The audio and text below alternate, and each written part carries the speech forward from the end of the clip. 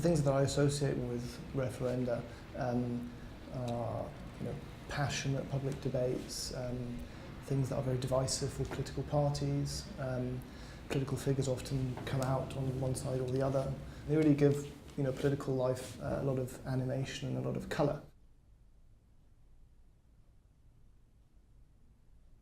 When I have spoken at organisations, I have talked about the what-if scenarios, what would actually happen to business, what would happen to citizens if we left the European Union.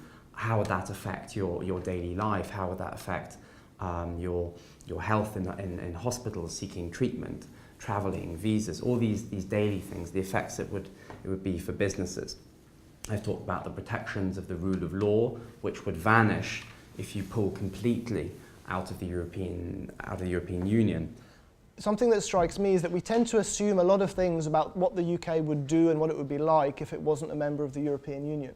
And we tend to assume, if we're sort of on the pro-European side, that it would be this horrendously chauvinistic place that was dominated by this atavistic nationalism and was closing in on itself. That may be the case, but it's not necessarily the case. You can imagine a UK government that set policy that was radically different from the one that it has. You can imagine a UK government that had a very strong policy on open borders, for instance. There's no reason why if the UK left the EU it would then close its borders. Perhaps it might open them. And that would rest on the kind of majorities that are formed through democratic debates and elections in this country. That would depend on what parties do and what we do as UK citizens.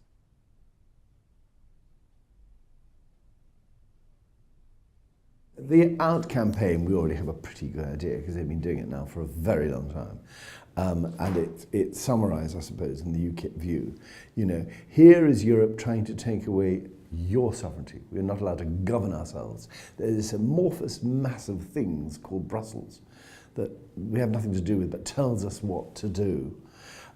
They make all our laws for us now, you see. I mean, we don't have... That will be the kind of the gist of the Out campaign. And what's worse, they're coming over to take our jobs and we cannot stop them, whatever we do. I think there is this belief that only the UK and the UK's organisations, institutions are democratic and the rest are not. I mean, people do happen to forget that we directly elect the members of Parliament in Europe, and the Council, which is the other decision-making body in Europe. These are our ministers and our civil servants from the UK. The In campaigns have a much tougher intellectual fight because they've got to cover a lot of ground as opposed to the kind of simplistic, we want out, they're all elites who want us in.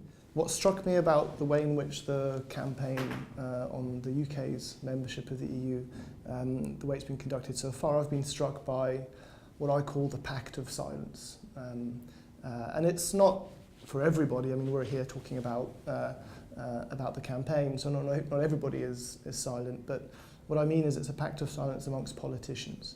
And it seems very odd, I think, but the Prime Minister seems determined to have a campaign on the EU's membership that involves as little discussion and commentary upon the EU itself as possible.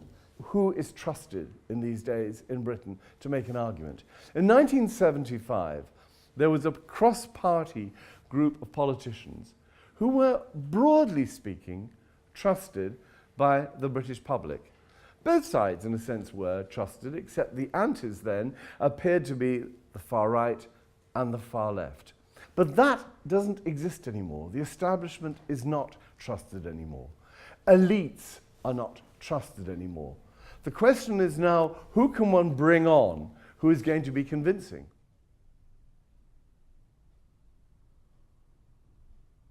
If you think about the migration crisis at the moment, and we talk about all our democratic mechanisms, the thing that ultimately turned that forced the government to do a U-turn, despite all the democratic processes we had, it was one photograph.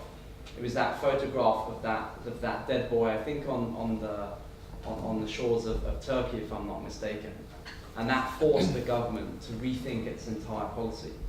So I say this in a non-partisan way. I think there will be a lot of things, a lot of the emotions, a lot of the undercurrents that we're never going to be able to address or try to influence by by pure intellectual argument. There'll be lots of small things, I think, which we cannot predict now, that are ultimately going to determine the debate. I'll talk about a writer called Jonathan Haidt. You may have come across a book called The Righteous Mind. He talks a lot about how people make political decisions, and he likens it to the elephant with the rider.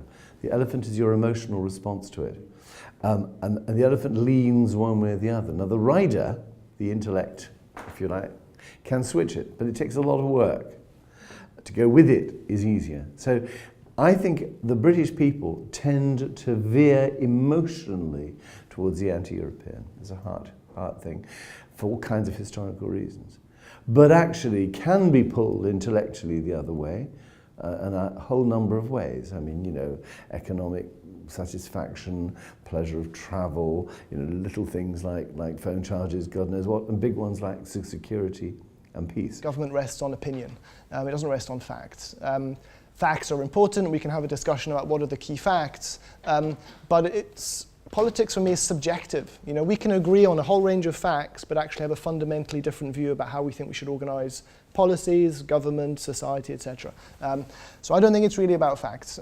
There's a lot of misinformation out there, but I don't think it's, you know, suddenly things don't become clear if you have the right facts. Politics, you know, life doesn't work that way, and politics especially doesn't work that way. It's not about truth, it's about opinion. What would I like to come out of it? I'd like to come out an enthusiastic debate on both sides where people genuinely engage with the issues.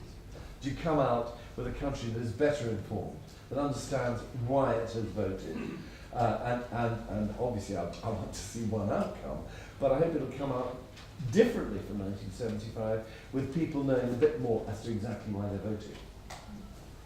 I think the best outcome is that people would stop saying that the European Union is so complex and mystifying and weird, and actually feel as if they understand it a bit better, and they can actually take a view on whether they think it's a good or a bad thing.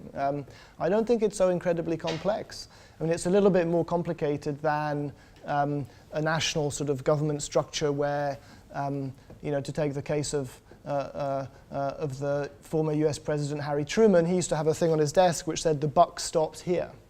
Now, nobody in Europe has something on their desk saying the buck stops here, because you don't know where the buck stops exactly. So it's a bit more complicated, but it's not that complicated. So I think it'd be good if it suddenly, through the campaign, there was some sort of clarifying about who rules and how it works, and people can take a view.